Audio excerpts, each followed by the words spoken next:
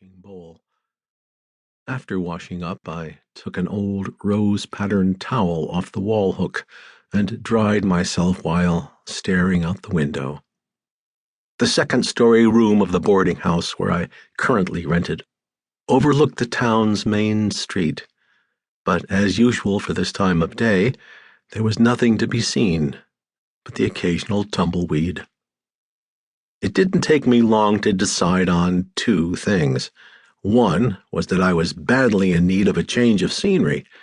The second was that, at least for now, I'd settle for a stiff drink. It was a lousy way to start the afternoon.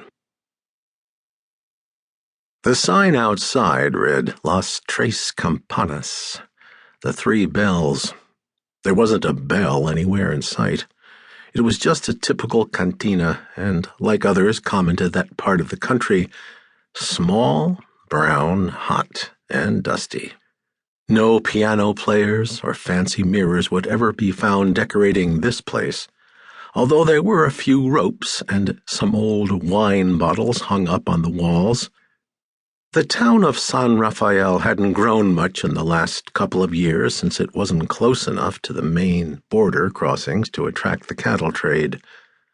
Some Texicans did occasionally drift in, but aside from a few tired and overheated local peasants, the only other regular patron of the cantina was a scrawny cur dog who was currently sitting in the corner, chewing contentedly on the remains of a big gray rat. Dogs, I'd noticed, tend to be better ratters than most cats. The cur had a notched right ear, and ever since a horse had stomped him, was missing half his tail. The dog smelled so badly everyone tried to give him a wide berth, but even though the room was big enough to hold more than a dozen tables, his stench was still annoying, even at the opposite end near the door.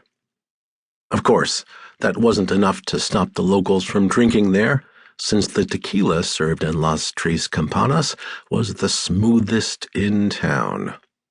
The cantina's owner, Felipe, also cooked the best plate of enchiladas, frijoles, and Mexican rice anyone ever tasted.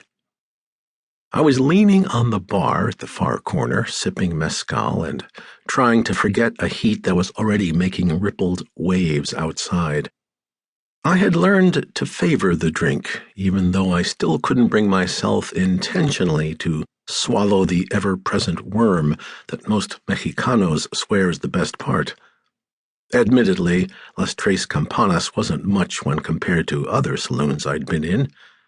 Its bar was just a 5-foot-high wall of adobe with 4 planks laid down on top, and the wood was so poorly cut there wasn't a straight or level surface in the whole affair. There were a few lit candle stubs stuck into some old cut-out peach cans running along its length, but most of the light in the cantina came from a couple of hanging oil lamps that offered up more smoke and smell than actual brightness. 2 large round ceiling beams ran down to the bar top. They were meant to support the roof, but most days it seemed they were used more as targets for knife-throwing practice. It was a situation that caused considerable displeasure for the bartender, a short, burly sort named Ramon, who was constantly forced to duck for his life. I had been inside the cantina for about an hour, minding my own business, when a conversation between 2 young vaqueros caught my ear. I wasn't intentionally eavesdropping, but with them sitting at the nearest table, I couldn't help overhearing. When they started talking about a drive west, I perked up. My pa always said that my curiosity would get me in big trouble someday, and, as always, things would eventually prove him right.